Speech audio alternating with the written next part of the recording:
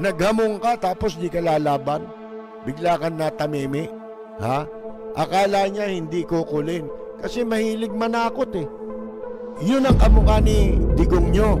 Pag yung hinahamon, kumasa. Lapid fire! Kasi matapang ka lang naman. We have the position pero gusuntukan tayo. Ano kumakaya, bita? Kung yan ang gusto niya, madaling pagbigyan yan. Boxing na lang para madaling i-set up. At gawin natin this coming Sunday, 9 o'clock. I'll be there in Araneta.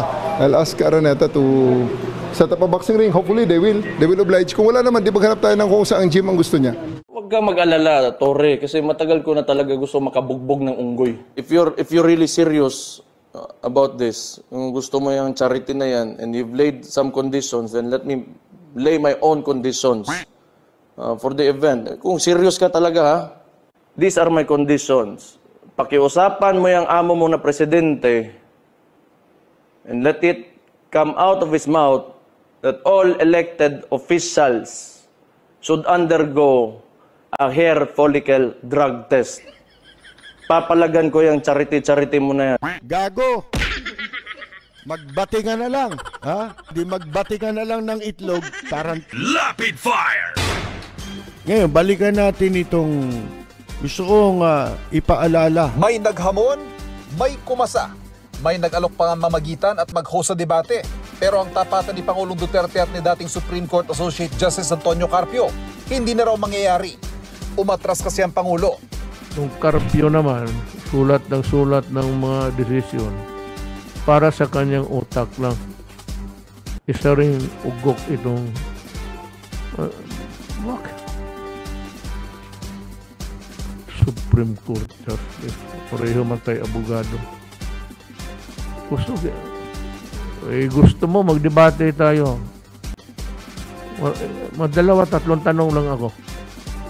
Well, remember, it was the president who challenged me to a debate before the entire nation.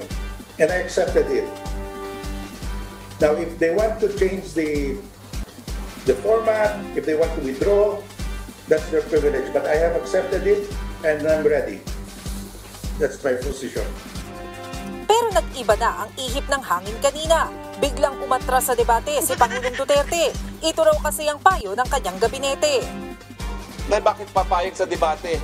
Nakaupong presidente naman si Presidente Duterte at si Antonio Carpio po, Attorney Antonio Carpio, bagamat siya ay dating mahisrado, ay ordinaryong mga abogado na ngayon. Parang hindi naman po tabla, no? Na ang Office of the President, na Presidente mismo, ay harap sa isang ordinaryong mambabatas. Napakahirap po na mag-participate ang Presidente sa ganyang debate. Bakit po? Kasi Isipin mo, naghamong ka. Nung kumasa sa hamon debate pala di pagdebatihan natin, di ba? Nung hindi lalaban. Sino ang nagpipresenta?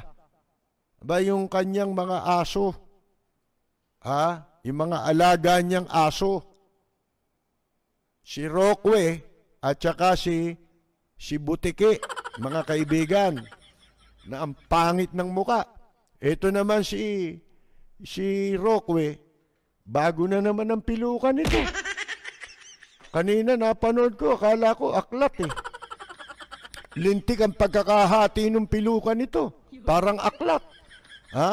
Bago mga kaibigan ngayon. Naghahamon ng debate. Gago. Lapid fire! Ito, tingnan ninyo. Merong isang kolumnista. Kolumnista daw ito ng isang broadsheet. Hindi ko na babanggitin ang pangalan. Pero dito sa kanyang column, hindi ko alam kung kailan lumabas ito, ito'y pinadala lang sa atin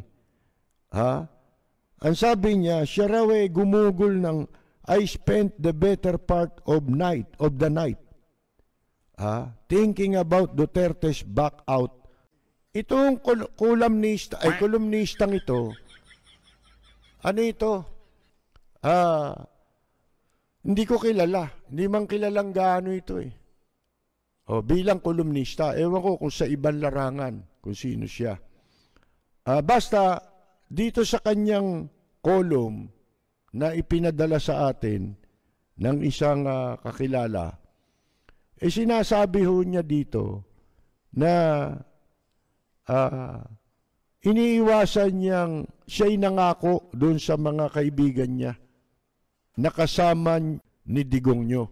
May mga kaibigan siya dyan, ibig sabihin na mga matataas na opisyal. Nangako yata siya na hindi niya babanatan si Presidente Digongyo alang-alang sa kanila at siya ay tutulong. Gagawin niya ang magagawa niyang pagtulong para magtagumpay. Ito ngayon, yung sinasabi nitong kolumnistang ito. Kung nagpapakamatay ito si Duterte, self-inflicted yung kanyang suicide, mga kaibigan. Suicide, ibig sabihin nun. Diba? Siya gumawa ng kanyang ikakasama, yung paghahamon niya. Hindi siya mananalo. O ito maigsi na lang, pero mahaba kasi ito. Ang sabi niya, ito raw si Duterte nagpapanggap na patriot, pero hindi naman. Nagpapanggap na strongman, hindi naman. Nagpapanggap na makamahirap, hindi naman. Nagpapanggap na reformista, hindi naman. Nagpapanggap na laban sa krimen, hindi naman. Nagpapanggap na marunong, hindi naman. Nagpapanggap na laban sa mga oligarch, hindi naman. Siya'y nagpapanggap din na crusader of the masses, hindi naman. Puro hindi naman eh. Yun ang sinabi niya.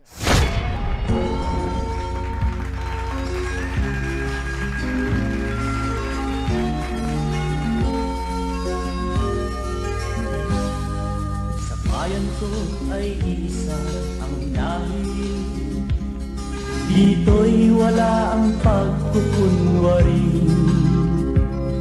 Hindi padadaig, sadyang kilala sa daigdig, may pagkakaisa sa bawat nais. Ang bayan ko'y punong-puno ng yaman, bakit ito'y kailangan pang iwanan? Hindi nga ba't anong sarap mabuhay ng buong ganap? Sa bayan mo, sumapit man yaong wakas. Dito sa bayan ko, lahat kami pantay-pantay. Walang nang aapit, ang pag-ibig ay tunay. Dito sa bayan ko, dito'y makikilala mo ang isang kaibigang nagmamahal sa'yo.